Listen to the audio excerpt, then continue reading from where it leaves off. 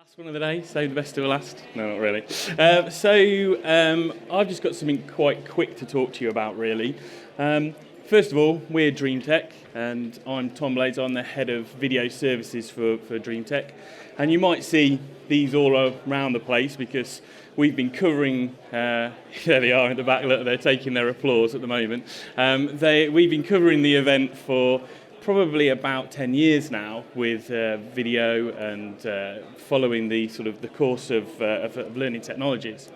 So what is a video production company doing talking to you about video for learning at Learning Technologies? Well, simply that although we've been involved with some of the sort of normal aspects of video production, so your BBCs and Google, Facebook, and that's kind of our bread and butter work on a day-to-day basis, we also get involved in a lot of video for learning for big companies like JLR, Google being one of them as well, Peugeot and Citroën, and lots of different places that come to us and ask for learning video. So one of the things that we notice when we're creating these sort of learning for video and doing it for quite some time now is that there's a massive void between what somebody would come and ask you to create in a YouTube creator space to what people are asking to be created for a video for learning space. And it's often because the lens in which these people are creating this content is very, very different. So if you look through the lens of somebody in the learning development world who wants to create a video for learning, it's often very much looking through the lens of the actual content, wanting to get the message over as hard and as fast as possible, and not allowing for anything else, not allowing for any entertainment, not allowing for any humour, not allowing for any sort of familiarity with kind of the stuff that you see on a day-to-day basis on YouTube. Whereas in the YouTube creator space, or with people that come to us and ask for like what I would call normal video or normal production, that's very, very different. Their lens is that they want to entertain, they want to grab people's attention, they want to engage the people that are watching. So over this sort of vast time of being involved in creating these two types of video, it's kind of been stark for the people standing outside, i.e. us, to see the chasm in the middle. Why can't we create something that's learning for video, which is more on the balance of what people are watching on their day-to-day lives with YouTube, with blogs, with all these different places that people are consuming video? So my background is that, yes, I've been involved in the broadcast world for quite a long time now, but I've also been involved in the learning and development sphere for about 16 years. In that, I've held every single position you can imagine for Peugeot and Citroën, so training apprentices all the way up to being digital content manager for Peugeot and Citroën as well. And through that time, I've amassed kind of this opinion of how a video for learning should be created to try and close that chasm. So it's really good to see, actually, but I guess you're not going to be shocked by any of these figures that we put up on these slides, because going around today and seeing some of the guys that are filming the sessions, this is coming up a hell of a lot. That people want to have that YouTube, the Netflix for learning. They want to try and capture that kind of essence. Many, many times have I heard within sort of these theatres today, oh, the first thing I do when I go to fix something now is I go to YouTube. And that is the case. 1.8 million words, that's the value of 1 minute of video. I don't think anybody is actually saying that the power of video is not there, but it's how do we harness it for learning for video. So I did this little study not so long ago with with our vice president. We had a little challenge to see how many videos we consume on a daily basis. Now ours are slightly skewed because we're in the business, but on average, each day we watch up to 43 videos. That adds up to 4.5 hours of video. So that is consumed via TV and broadcast services, but it's mainly taken in through smart devices. So just take a second to think about how many videos you, being here today, have also consumed. It might have been, I don't know, a Facebook cat meme on the way here on the train, or it could have been that you looked somebody up and found a video content straight away on their homepage. So it's absolutely the case for everybody that the volume of the amount of videos that we're looking at and consuming is going up.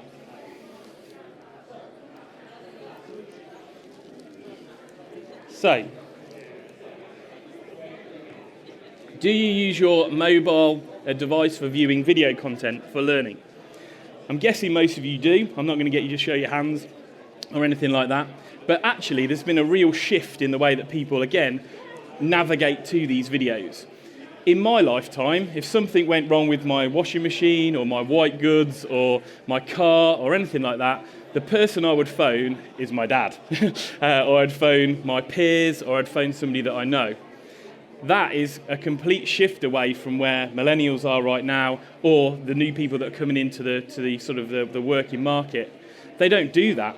They circumnavigate that and go straight to YouTube. Actually, their peers and their parents are way more down the list than that. So, what's the difference between a learning video and a normal high-end sort of broadcast production video? Well, it's basically the way that we attack it. Like I mentioned in the opening part, actually what people do when they are creating learning for video is they only look through their own lens. They don't see how it's going to be consumed on the other side. We've worked with several big companies that have an absolute structure to the way that their learning for video is created.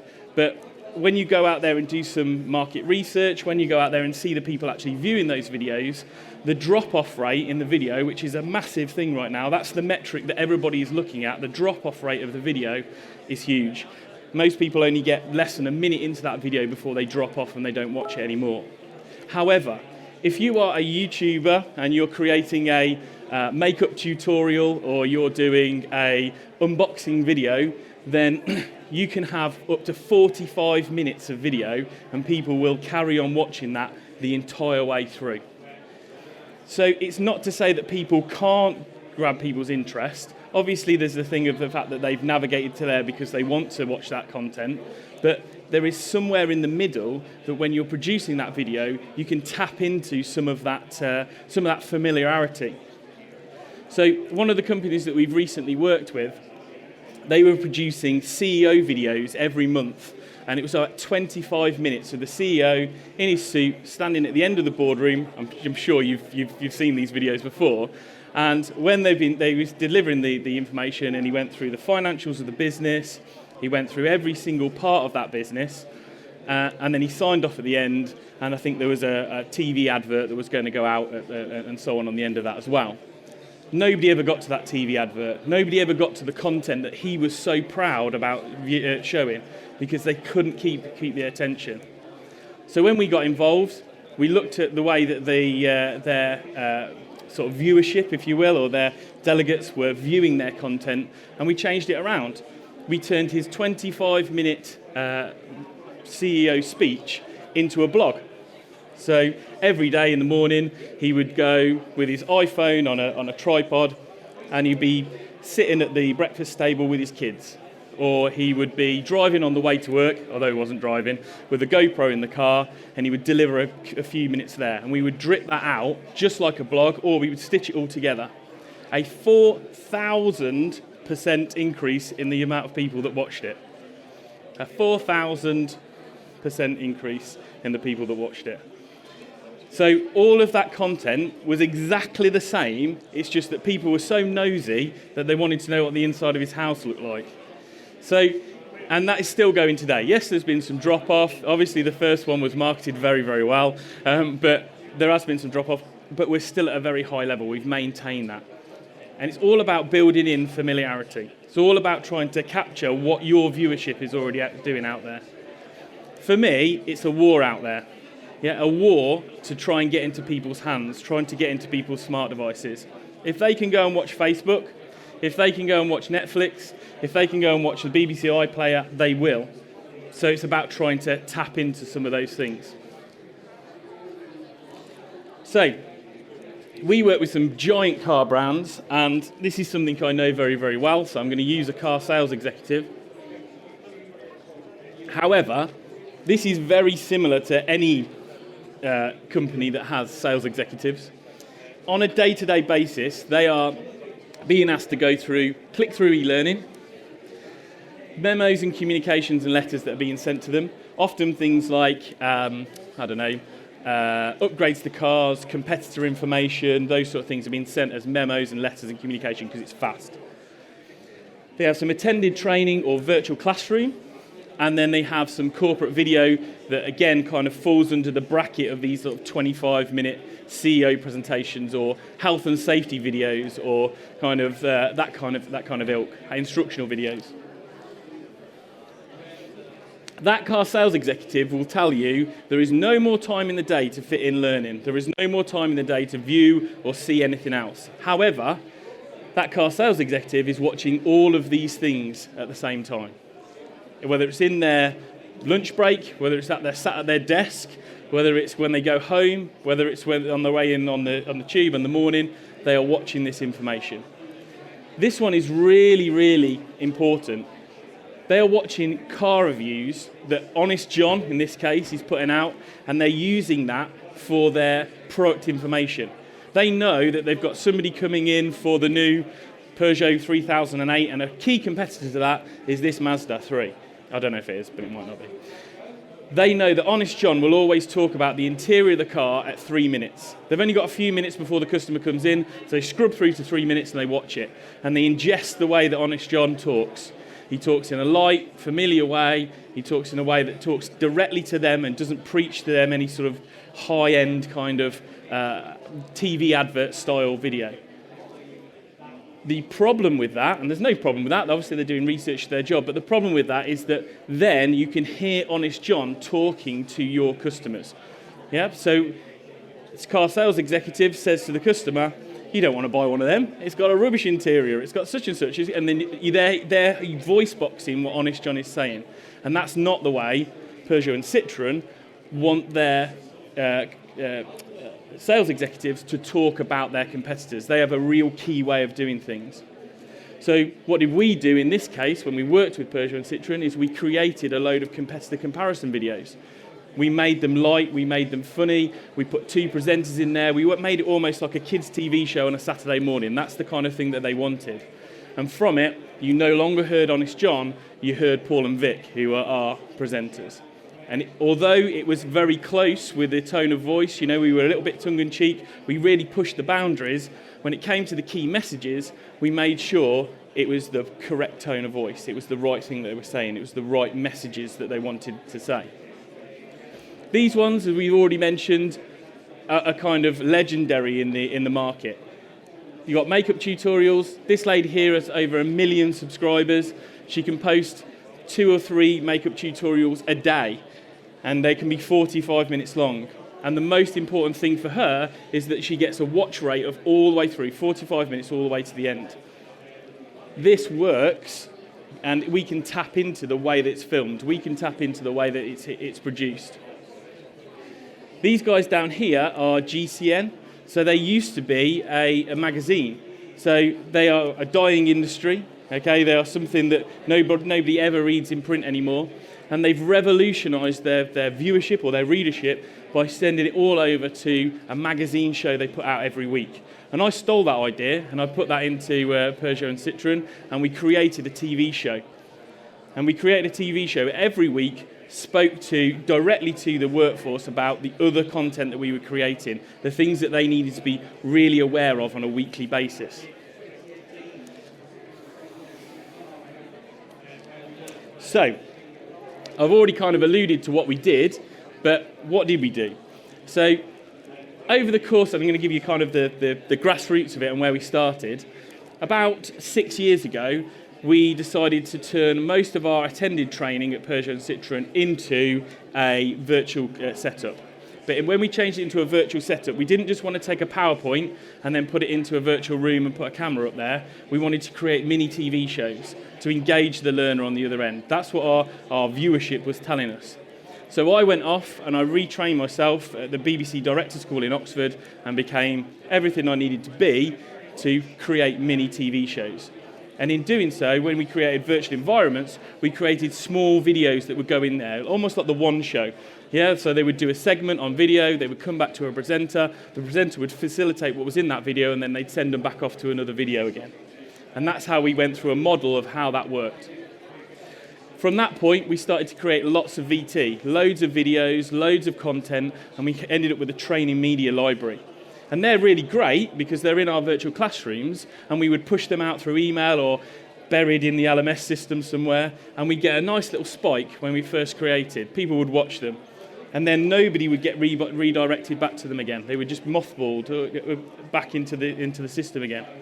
So at that point, when we created so much media, we decided to go for this TV option, because the TV option could signpost people to the content that we'd already produced, the stuff that was still good. And every week, we would create the TV show, and we would have a company that would kind of close the loop on that. So we used Ranks. So we used Ranks in that case, and they were a company that would kind of ask these sort of questions, and it would close the loop on whether people were attaining the knowledge or not. So I'm going to play you a little VT of a show reel of what we did. It's important to kind of say that we did lots of market research with Peugeot and Citroën, and what the viewership wanted is what I said before, is kind of this Saturday morning, because that's when we played it, Saturday morning, kids TV show style, almost like Soccer AM. You know, that's what people wanted. And it might not be right for your business, but trying to push the barriers as much as you possibly can to get a kind of blend between what the board want from a tone of voice perspective and also what the viewership want as an entertainment value is really, really, really important. And we were so lucky that they allowed us to push it so far. And it's still very, very successful today. So if I play that. So, as you can see, we did loads of different things. Obviously, that's the show reel, so it's all the real fun stuff. But actually, what you can see there is we kind of did some following round of some of the experiential marketing that PSA did. We followed some of the British Rally team around. We did loads of different fun things, but at the core of it was training messages. So we would deliver the first section, which would always be very formulaic, just like Honest John, and then we would get into kind of looking at the core aspect of the training knowledge. So it would be, for us, we tackled the mystery shop process. So each week we would delve deeper into why people should follow the mystery shop procedure and so on. And in doing so, we actually saw an increase every single time we covered a question. We saw an increase in the score for mystery shop for that question. So it was very much measured, but again, it was making sure that we factored in that entertainment, we factored in that fun, we made sure that these guys were full-time script writers, that the tone of voice was followed, but it was at the core of it was always the training messages. So that was really, really, really important. So I think they're on kind of series 12 now, or episode 5 of series 12. So you can see it's kind of gone on, and you can go back and watch the box sets and all sorts of things on the LMS system that they're using. So why kind of is this important to you guys, and how can you kind of put this into your business? Well, basically, when we did this within the Peugeot and Citroën network, we then tried to emulate that into other businesses. The one that's most notable is we've actually implemented it into Google. So we are currently running different shows for Google Cloud products in Mountain View, Singapore, and also in London as well. So that is taking normal sort of webinar content and creating shows, Partner Up, Engineer 101, and it's about trying to get that feeling of almost like a TV show, something that they would normally go to and watch within their daily lives, but actually it's work content. So with Dreamtek, why work with us? We definitely know video. We know the difference between sort of the broadcast, what people are asking for on a creative aspect, and also what people should be doing within their video for learning as well.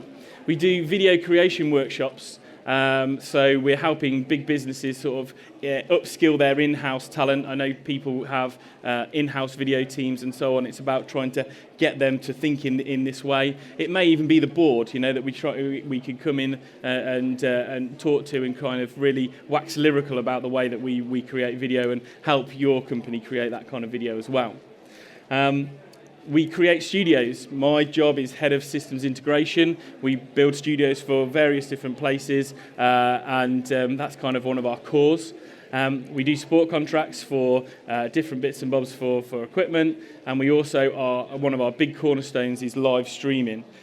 So live streaming in the education environment is kind of where the real curve is for these big companies. So this is Google's Global Digital Conference, which we've just covered. So this starts in Mountain View at 8 o'clock in the morning. It passes over to the Pacific region in the middle of the night, and then it passes back to us in London where we finish it off. And it's all learning content going out to engineers, going out to people within the business. And it's a huge, huge event. There's over 150 people working on it. It's a massive undertaking. A lot of our guys, like Kushan, our head of engineering here, don't sleep for about 40 hours because it's that kind of intensity. But the viewership to this is over 1 million in those different regions. So trying to it's a really strange thing. We've just actually sold into PSA some live streaming equipment that they're trialing out for us at the moment, and video for learning is fantastic, but actually when you think about live streaming video, people turn up for the event because it's still a video. It becomes an on-demand video straight after you've finished, but because it's an event and it's in somebody's diary, it's kind of something that everybody arrives for, and we do see this sort of big sort of movement towards it. And there's no secret behind that. You've got YouTube live on air, and you've got Facebook as well. So that's kind of driving the live scene at the moment. And that is it. Yeah, that's it. So obviously we haven't got a store here, but we are sort of hanging around. You'll see us in our T-shirts. You can come and grab a card off us if you want to talk to us about this kind of thing. You can also find us on LinkedIn as well. Dreamtek, again, Tom Blaze on there. And we can talk to you about how you would go about creating content, even if it's some consultation to say, look at the stuff that we've done, how can we make it better?